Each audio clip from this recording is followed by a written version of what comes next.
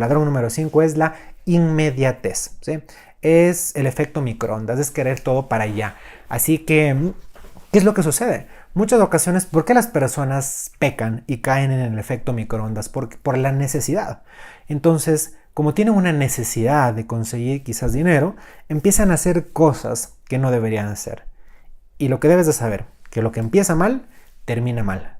Entonces, esa misma necesidad es una vibración baja y esa vibración baja va a hacer que el resultado no sea bueno. Entonces, si tienes necesidad, empieza a resolverla antes de invertir.